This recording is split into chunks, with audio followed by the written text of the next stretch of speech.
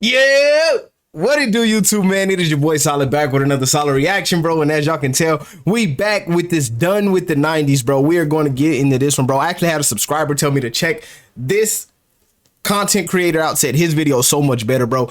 Check his video out. So we going back till we done with the 90s, bro. I don't know why we even watching this. I mean, hopefully it's got some better stuff, bro. Maybe it looks better from this end or whatever the case may be. We're gonna go ahead and get into this one, bro, and see exactly what's going on. And I mean, if we enjoy it, if we like it, then I'm gonna leave a like and do what I do best. But bro, let's go ahead and get into this one and see exactly what's going on, bro. This is gonna be a decent one. Past versus present has reached critical mass and sides have been taken. A revolution is taking place and we're losing good men.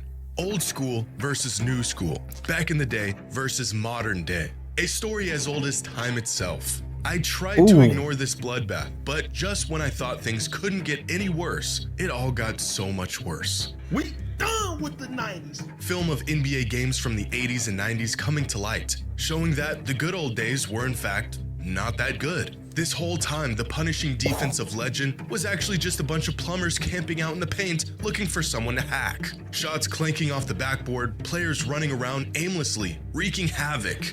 And worst of all, Michael Jeffrey Jordan, bro, the supposed... I'm just letting it play because I don't want to just pause them, bro. We only 50 seconds in and I heard a bunch of crap that I'm just like, yo, bro, I don't really want to hear that. I don't want to hear the nonsense. I want to get down to the nitty gritty, but you kind of got to let it build up, bro. This is, this is art. Basketball player of all time didn't even have a left hand. What is going on? I hate that. Have we been lied to about basketball in the 80s and 90s? Are we really done with that era of hoops? Or are we being deceived by lowlights, misinformation, and cherry-picked clips? Well, I think I've got an answer. Honestly, that's what I feel like it is. I feel like people pick the clips that they knew would make, players look bad. Like they pick the clips that would make players look back so they can have a reason to say we done with the 90s, bro. I don't really feel like the 90s was bad. I don't feel like the 90s even was a horrible game of basketball. I think it was different. I think it was more physical, but I don't consider it as horrible basketball. I think today's basketball is a lot more worse than where it could have went. And that's not where anybody decided for the game to go. I think that's just kind of the direction it took.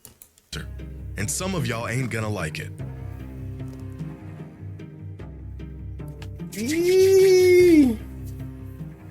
get into it, bro. Today's video is sponsored by SeatGeek. I ain't sponsored by SeatGeek, SeatGeek, bro. Full swing. The MLB season is just around the corner. Analysis, testimony, simple words that have completely divided fans of the NBA. I've seen well thought out video essays, hard-hitting analysis, testimonies from past and present players talking about their experience in the league and how it's changed over the years. And none of those things managed to do what these 5 simple words have done in just a week. Soon enough, the clips came rolling in of players from that era dribbling off their feet, throwing up air balls, and putting together moves that you might see at your local high school's JV game. So, for whatever it's worth, here is my long-winded take on this whole discussion. All right, let's get into it. Let's get into it.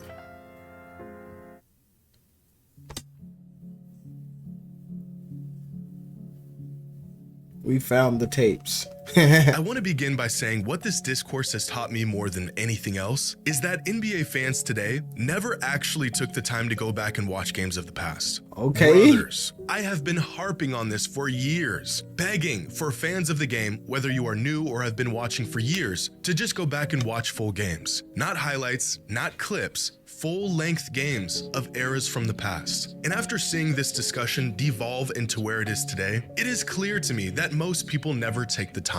I'm seeing countless fans have this sort of awakening as they're watching films of these old games as if the footage was buried or lost and it's finally being unearthed for the world to see.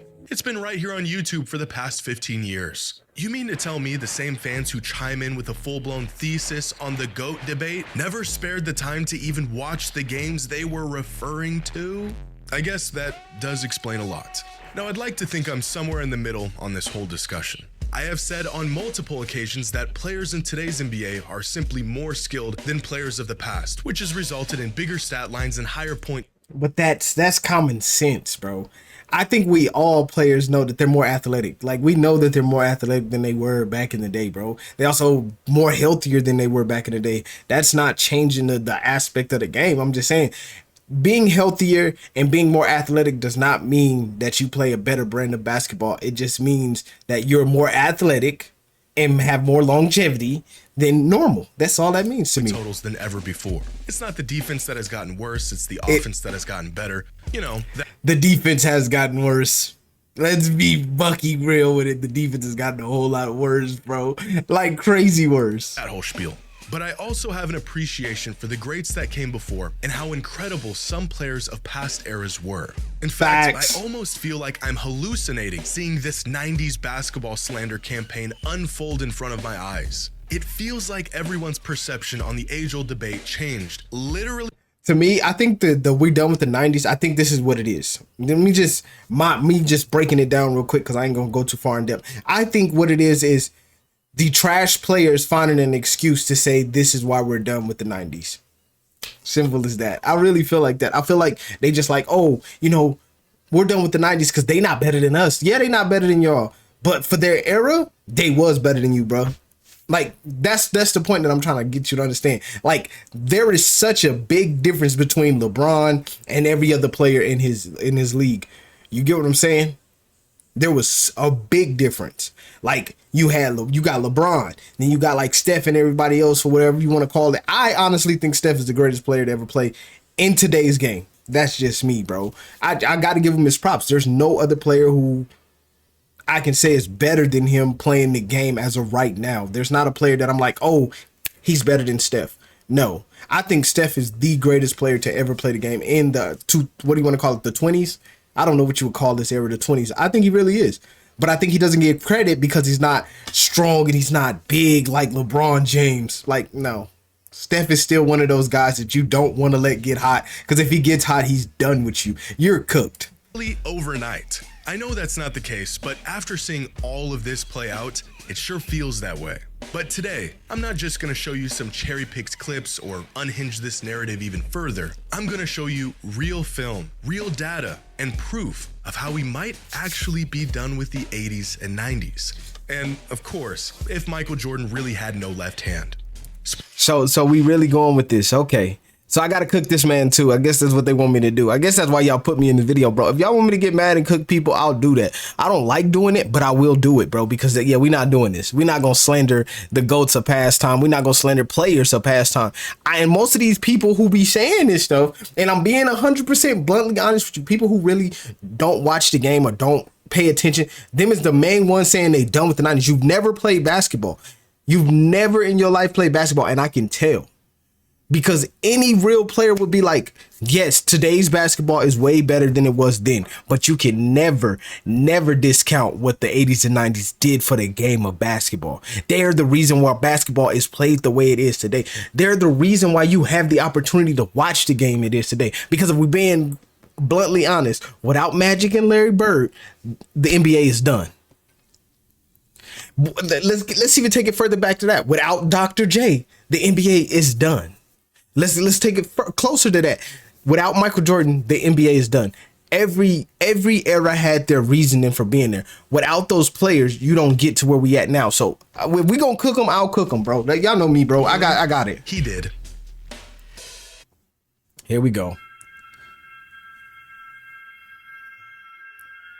Now, I have been an advocate for the modern players are better than players of the past movement for quite some time now. In fact, as crazy as it is for younger fans to say Michael Jordan was trash, it's just as absurd for older fans to say the game hasn't evolved and gotten better over the last 30 years. Because that's all this debate really is. Young fans versus old fans, or fans that watched this versus fans that are watching this. But objectively, Anthony Edwards is nice, though. I'll give him that. Better than they were in the 80s and even the 90s. I agree. Specifically, the lower end of the talent pool in the NBA today is vastly better than it was in the past. I agree. I think great players would be great in any era, but with the spacing, the shot making, the emphasis on offense as opposed to defense has made the depth across the NBA today just way ahead of where it was in the 80s and the 90s. And I totally agree. I agree so much. I really do feel like that. Like, because I feel like there's so much training going on now with everybody that the totem pole is way different. I agree with that. Yeah. If we're looking at the full level of the NBA, I'm talking about from the top of the league to the bottom of the league, Do I think that the NBA of the 80s could beat the NBA of the 90s? No, because after you get past Mike and Larry and Rudy Go, I mean, I was about to say Rudy Gobert, the Admiral, players like that. After you get past those players like that, it was dog water. Let's be honest. We didn't have too many great players after that top key. But you can go into the NBA today, and like you get people like Spencer Dinwiddie going off every once in a while. You get players like LaMelo Ball going. You don't have to be the top 10 players to be the greatest players all time. Down here in this league, the 2000s, the 20s, everybody has a chance to be good. Like the person coming off do y'all remember how cold Jeremy Lin was? He was on a 10-day contract before he became Jeremy Lin, before we went to Lin Sanity. Like I can see that difference. That's the difference that he's talking about. And if that's the difference he's talking about, I completely agree. Because Mike can't take on, how many players is there? 340 players and beat them all. Let's be bluntly honest. Mike can't do that. Nor can Larry Bird, nor can Magic Johnson, it's not the fact that they are not better than those players, but if they're going up against a whole 300 players, it is not that big of a chance that they could win every game. If we put them all together on a team, I do not think that they would be able to hold their own against a bunch of teams made of today. That is just, it is what it is. Because let's take Larry Bird's team, let's take Larry Bird's team for instance. Let's put him up against the Cavs. Donovan Mitchell, who has an answer for Donovan Mitchell? All right, then Scuff, who has an answer for Scuff? He's not even a good player on their team. Who has an answer for him? Like, that's what I'm saying. Like, the players have gotten a lot better. I do agree with that the players of today are a lot better individually compared to the players of past. Larry Bird is a great player for his team. Donovan Mitchell is a great player for his team. But when you look at the bench, you can honestly tell the difference in, hey, this team is a lot better than Larry's team underlined. Now, I'm not saying Larry didn't have a team, but we got to also be honest and say, boom. It's like, okay, you got Kevin McHale. I'm trying to think who they got. They have, what's the boy's name? Is it Claxton? I might be wrong. I forgot his dang name. Allen. So they have Jared Allen. Okay, that's a good matchup. I would pick McHale over that, but I think Allen would do good. Donovan Mitchell, who was the point guard for the Celtics. God, it's right down the tip of my tongue. But I will put Donovan Mitchell over him. And it's not saying that they were bad players. It's just saying the athleticism, the scoring ability is way better in the 2000s than it was in the 90s. As simple as that. There was, without exaggeration, guys in the NBA throughout the 80s and 90s that were on NBA rosters just to accumulate fouls and sit in the paint and be big. Yeah. Some of these players were offensively inept, and that was okay because their role was not to create offense. But in today's NBA, where offense reigns supreme, there is no room for these players. Now, you could and should go back and watch film of games, not highlights, from this era and see just how limited the skill sets of some of these players were. The shot making, for the most part, was limited to set jumpers, slashers coming downhill for layups, and big men trying to muscle their way to a bucket down low in the midst of what appears to be a wrestling match. Catch a player off guard with the double team, and they immediately pick up their dribble. Simple things like guards turning their back to the basket 20 feet out instead of creating space off the dribble. Even players looking down at the ball while trying to get out on a fast break was very common in this. But to me, these are all of the bums of the league. Okay, we gotta be honest here with the old heads. Okay, we gotta be honest here. Okay. And these aren't lowlights or cherry-picked incidences. This is just what the game looked like 35 years ago. But even without film, nearly every metric suggests modern players are more capable of players in the past. Free throw percentage was worse, three-point percentage was worse, turnover percentage was higher. They used to shoot more free throws, but still ended up with far less points. Now, this is not to say that this era of hoops was trash. That's just disingenuous and flat out wrong. These were the best players in the world at the time. It was just simply not as good as what it is today. But maybe there's another layer to this that needs to be factored in to really understand why these players were not as skilled as the players of today.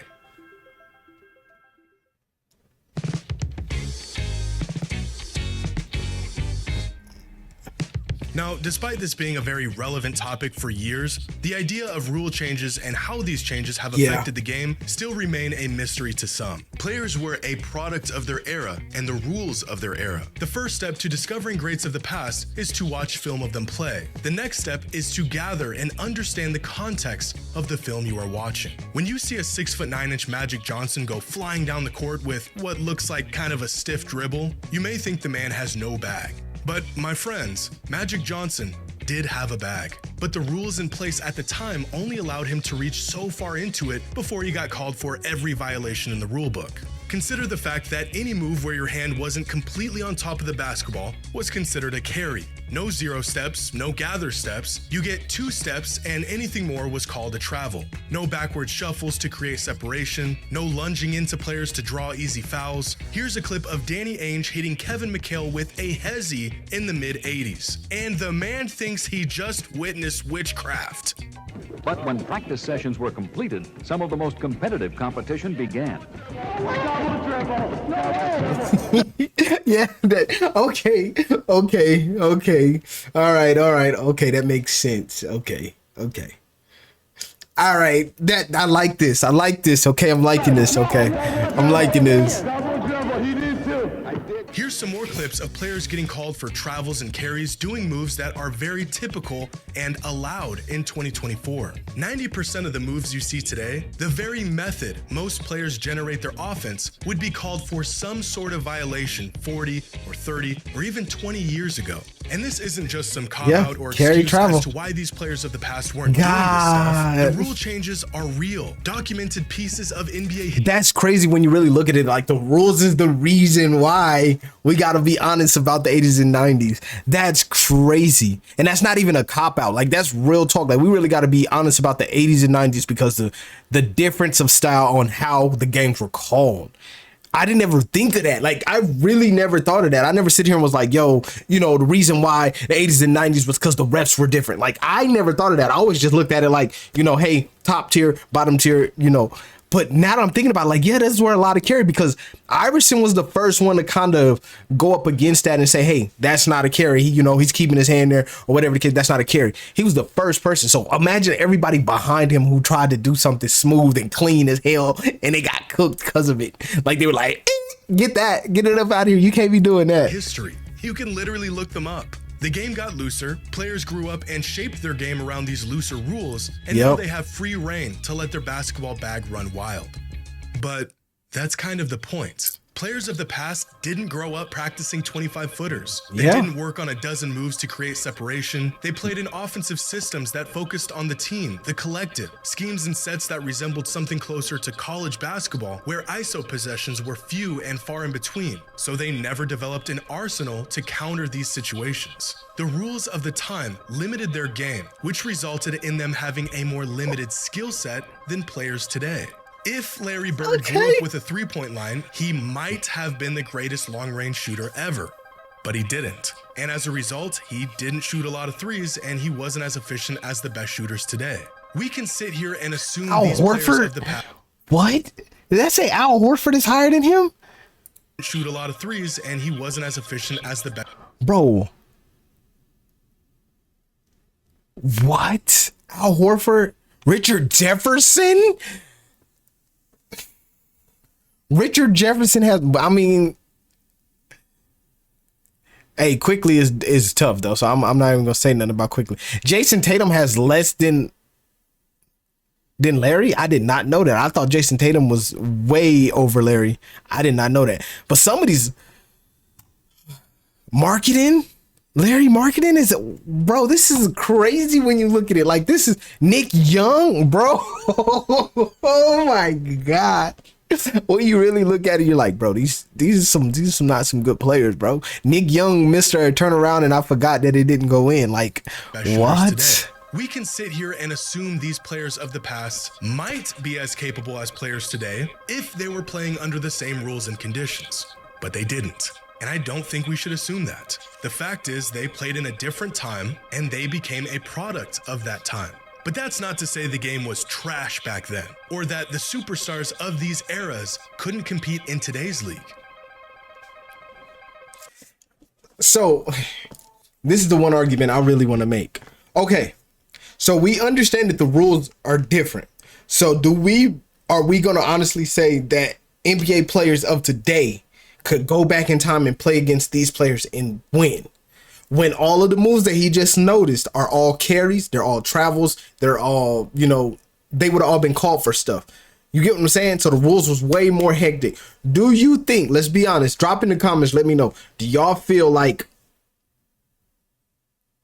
they could have played back then? Be honest, drop it in the comments, let me know, man.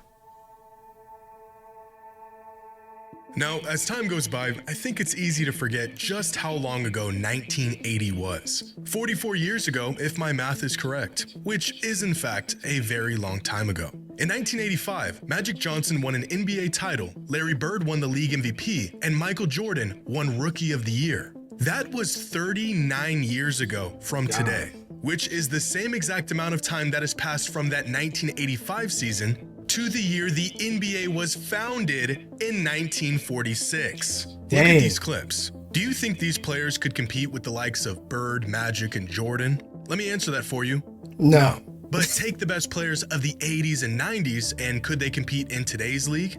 Absolutely. Give these guys some credit. Watching this today is the equivalent of watching this in the 80s. And yet this product is vastly closer to the basketball we see today than this. Hey, if y'all don't know about that dunk, that's the dunk heard across the world. When he put that man on a hovercraft, 80s. when he put that, this product is when he went there with it, it was over with. He went completely over that man. Basketball we see today. Oh my God, bro. To what fans were witnessing in the 80s. In fact, we can use different superstars as good sort of a move. cross-generational measuring stick to see just how stiff the competition has been over the years. Larry and Magic played Michael, who played Kobe, who played LeBron, who has played the players of today. And nowhere down this timeline was there any real jump or fall off in production or level of competition from one era to the next. Each era had their stars. Those stars crossed paths with stars of other eras, and no one era was clear-cut ahead of the other. If the 80s were so bad, then why did players of the 90s have to wait for those guys to get old and retire to have a shot at winning? And if the 90s were so bad, then why did players of the 2000s not win until those guys retired? We don't need to assume that adjacent eras could compete with one another because we actually saw it. MJ struggled with some of the guys that came before him, Shaq struggled against Hakeem and Kobe struggled against MJ, LeBron struggled against guys like Duncan and Dirk, and players of today have struggled to get past some of the older players in the league who are a product of the previous era. Now, what we shouldn't do is jump 3 or 4 eras at a time, ignoring entire decades of evolution and saying the game back then was better or even as good as it is today. At a certain point, the knowledge and wisdom that comes from actually witnessing decades of NBA history, like some older fans have, becomes skewed and watered down by nostalgia and a generational bias. Superstars are superstars because their game transcends the era they played in, but they also played in an inferior league. These two ideas are not mutually exclusive, and although generational talents of the past would do just fine today, this same logic does not apply to the vast majority of the league throughout the 80s and 90s. That's crazy, bro. I mean, he right though.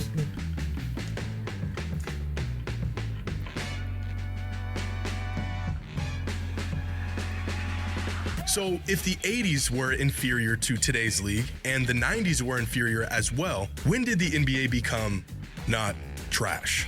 Well, it depends on how you look at it. Ironically, I think there's a pretty clear distinction to the skill set of players before Michael Jordan hit his peak and after. For example, the early 90s and late 90s, although being in the same decade, were massively different in play style and skill set. Think for a second about the fact that Magic Johnson was still in his prime in the early 90s and Allen Iverson was entering his prime in the late 90s. In less than 10 years, basketball became a massively different game. By the late 90s, the players who grew up watching Jordan fly through the air and slice up defenses. Bro, that's one dude I wish I would have, like, I wish he would have had a full game. Like, I wish he would have had a full NBA career. Grant Hill was, if y'all don't know, my man was tough, bro. Really tough, bro. Late 90s, the players who grew up watching Jordan fly through the air and slice up defenses were in the league and were reshaping the role that perimeter players played. Guys like Kobe Bryant, Allen Iverson, Ray Allen, Stephon Marbury, Grant Hill, Tracy McGrady, Vince Carter. Yeah. All these guys came into the league around the same time and were products of what they saw MJ do throughout his career. Players with a skill set that more closely resembles what we see today than it did to the skill sets of players of the 80s and even early 90s. Hey, Jason Kidd was tough. Most fans might make the distinction of when the league really took a leap, not in competitiveness, but rather play style. You can go. I can agree with that. I can be man enough to agree with that. I think that's 2000s was when I really started noticing a different change in the game, that it was still basketball and I loved it, but I can understand that it became more, you know, more pace, and I like that. I can watch these guys play, and it's Jason was different than watching an NBA. Jason Williams was tough. Or you can point to the shift in play style that happened in the late 2010s after Steph Curry redefined what makes a great championship caliber player, and the league adjusted to this new three-point heavy perimeter focused style of basketball. Similar to Jordan, the kids who watched what Steph was doing in the mid 2010s emulated that style of play, tailored their games to it, and are now in the league doing things that only Steph could do a decade ago. So if we're done with the 80s and 90s, where can we look back and no longer apply this era tax on these players? I think most fans would agree that the turn of the century is the where Ant-Man the is era tough. of hyper-skilled players began. You can say objectively that this era was not trash, and most players of this generation would do just fine in today's league. Yeah. But if that is the case, then modern NBA fans are... Dang, they gonna bring out Manu Ginobili, they're gonna bring out Wemby. Wemby is, bro, if you do not watch basketball today, bro, I am telling you now, Wemby is going to be a problem. I don't understand. I feel like Wemby gonna break the rebounding record. Wemby gonna break the scoring record. He gonna break the blocking record. He gonna break the championship record. I would be to go as far to say he might really beat Bill Russell's championship record. I really do think that Wemby is a problem, bro. I will stand by Wemby. I'm not even a Spurs fan, but I can be honest enough to say he is tough. Technically, Anthony Edwards too. That's my team. I'm a Timberwolves fan through and through, but Anthony Edwards is tough, bro. I think once LeBron is out of the league will look a whole lot better. I really do. I think the refs kind of play towards how LeBron plays his game, and that's what it is. So once LeBron, Steph, who's another one? I think it's just basically them two right now. Yeah, once the older fellas are really gone, I think we as older people will honestly enjoy the game again, because Wemby is really a problem. If you love 90s basketball, watch a Spurs game. Watch how Wemby played, bro. He played tough. A ticking time bomb, and they might not even know it. Yeah, Wemby is tough. Wemby is tough, bro. I ain't even gonna hold you.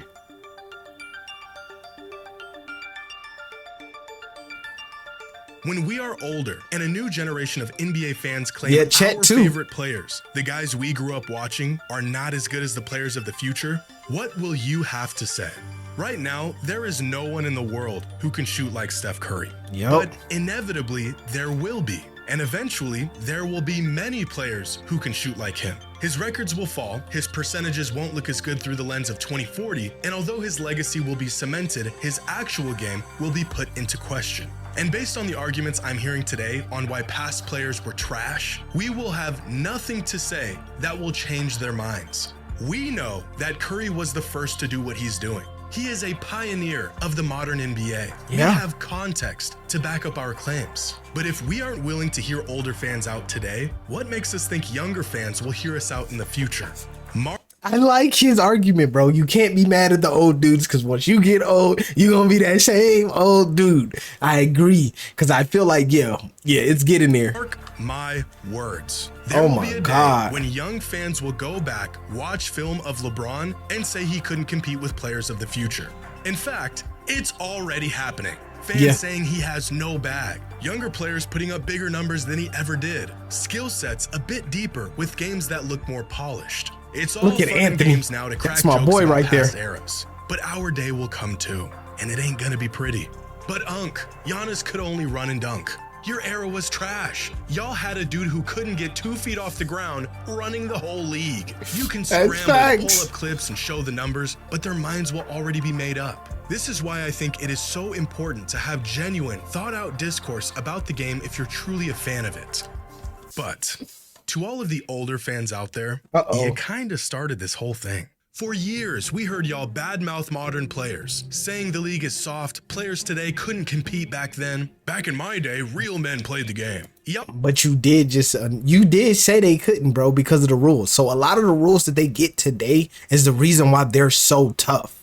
Like, if you're being 100% bluntly honest with yourself, the rules is the reason why they are so tough today. If the rules were the same, they would not be that tough, and you know that.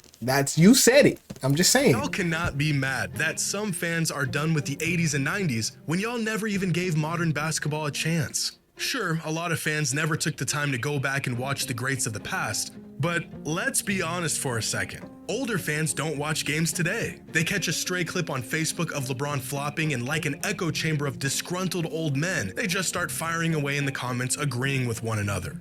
Y'all asked for this. I've been watching the NBA. That's me, buddy. I'm one of them dudes. I mean, but I watched the game. Hold on, let me rephrase that. I watched the game. But every time I see a LeBron James clip flopping, bro, I'm the first person commenting. I'm the first person. I promise you. If you go to any comment in the world of LeBron James flopping, go all the way to the first one. I got it on notifications. Whenever he flops, I'm the first person that gets the notification. I'm telling you, it's me. I promise you, It's the bro. mid-2000s. Kobe, D-Wade, McGrady, Iverson, Shaq, Nash, those were my guys. But I can acknowledge those greats and say they were incredible, while also acknowledging that that version of the NBA as a whole was not as refined or as good as it is today. Now, will I be able to make that distinction in 20 years when some snot-nosed brat tells me my glorious king was trash? I'm not so sure. The left hand. Bro, Mike had a left. I don't care what nobody say. Mike had a left. I feel like people don't watch it, so they think he doesn't. Mike has a left. He used it. He's dominantly right-handed. So, of course, he's going to use his right hand more than he uses his left. That's just common sense, but he had a left hand. Now, it's time to once and for all take a real close look at this accusation that Michael Jordan did not have a left hand. I felt like I was having a bad dream when I first saw this claim, but unfortunately, I was not.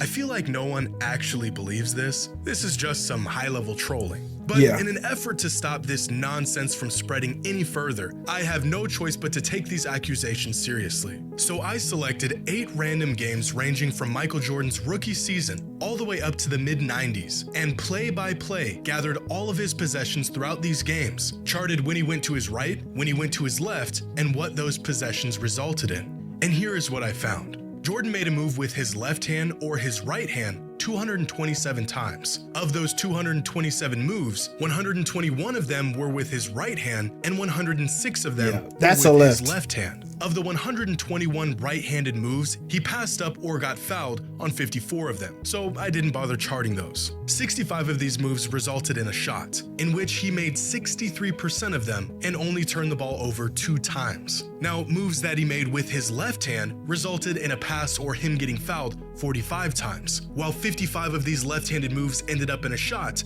in which he made 51%, and 6 moves resulted in a turnover. So based on this data, Jordan was definitely more comfortable going right, especially near the rim and even on mid-range jumpers. He struggled a bit in comparison to his right whenever he pulled up off of a left-handed dribble. But overall, Jordan went to his left 47% of the time, and although it was his weaker hand, he was still above league average even while going to his left. That's crazy. But 8 games in 350 minutes of basketball is a relatively small sample size. So I looked into it further and found this. A detailed breakdown of Michael Jordan's shot chart and shot tendencies in 3 seasons from 1990 to 1992. 126 games and over 4,800 minutes in total, tracking exactly what Michael did on the court for 3 seasons. And here's what the data shows. In total, Michael made 1,074 moves in isolation, going either to his right or to his left hand. 48% of those moves were with his right hand, and 52% of those moves were with his left hand. What? When going to the right, Michael shot 61.7% on 410 shots with 15 turnovers, resulting in 1.38 points per possession. When going to his left, Michael shot 61.3% on 421 shots with 36 turnovers, resulting in 1.31 points per possession. So even with a much larger sample size, Michael not only had a left hand, he went to it just as often as he went to his right. That's what we not talking. I like this. Okay, yeah, I like it. It's like, nah, bro. Like, if we paying attention to it, really, he really went both sides. And if we being honest, you could tell. And this is just me being a coach analyst. You can tell he had an issue with his left hand. That's why he went to his left more, so he could get comfortable with it. Until he felt like he was really, really comfortable with it. That's why he went that way. You get what I'm saying? Like, that's why he chose to go that way. And was Okay. nearly as proficient with his left as he was with his right. Now, for some context, throughout this 3-year span, Michael made on average 4.4 left-handed isolation moves, or in this case, isolation possessions, Boink. that resulted in 1.31 points per possession. Now, here are some prolific scores from this season and their overall tendencies and efficiency in isolation. Keep in mind, this data includes both right-handed and left-handed moves from these players. And now here is Michael Jordan with just his left hand. Bro, not with the left hand. Not with the left hand. He's that much better than everybody just with the lefty. That's messy. Oh my God, bro. No, bro. Come on, bro. Y'all lied to me. No, bro. He said the whole... Yo, that's crazy. Keep in mind, this data includes both right-handed and left-handed moves from That's these crazy. players. And now here is Michael Jordan. Way up at the top, bro. Just That's his left crazy. hand. So, yeah. I'd say contrary to what has now become popular belief, Michael Jordan Had a left hand. Yeah, that's a And left. I cannot believe we had to dig into the data to come to this conclusion. That's crazy. That's good though.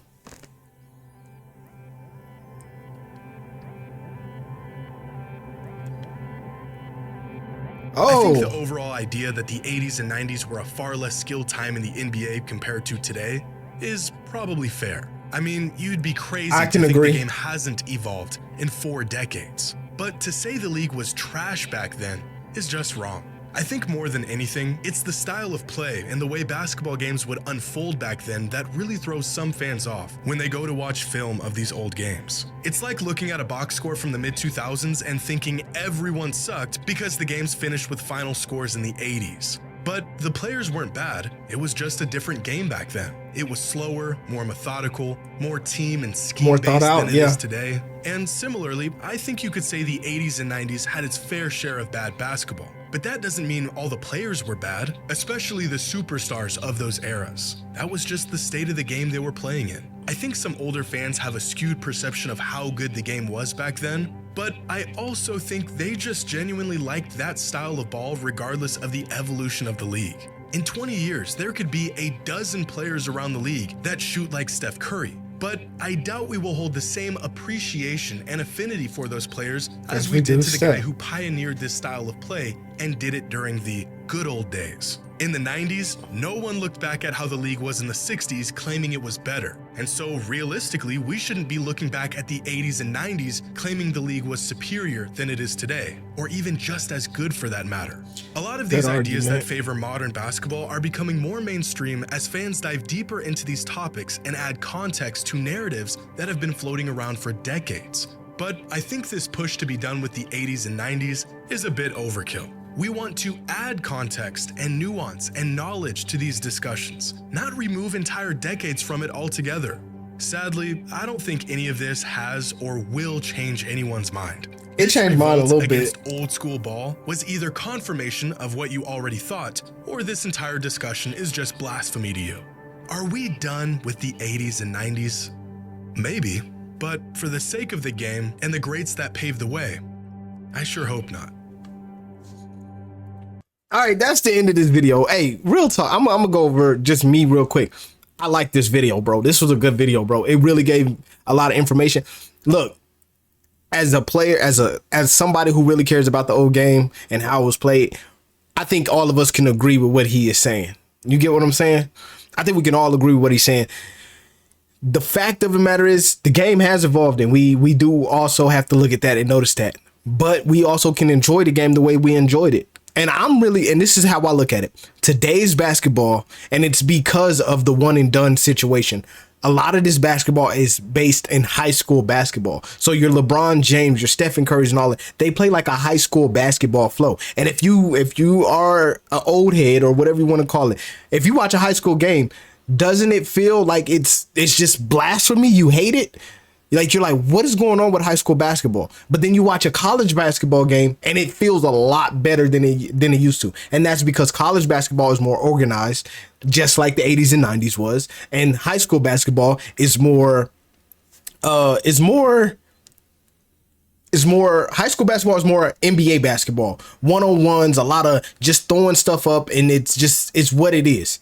That's what high school basketball is. It's single player basketball. And college basketball, when it's actually college basketball players, not just you watching a team because of one player. No, when you actually watch a good program that has a great college program, like South Carolina's girls basketball team, I'm pretty sure 95% of old heads love South Carolina, the girls basketball team. The reason being is because they play the game the way we played the game. You get how I'm saying it? So, I mean, I can understand it and I like it, but this video was great, man. This was a good video. Whoever chose to watch this video, I appreciate it, bro. Thank you, bro. Appreciate it. Clap it up in here. Hey, man, thank y'all guys for checking this video, man. If this is your first time seeing me on the screen, hit that subscribe, like, turn your notifications on so you never miss another solid upload, bro. I'll see y'all in the next video. Peace.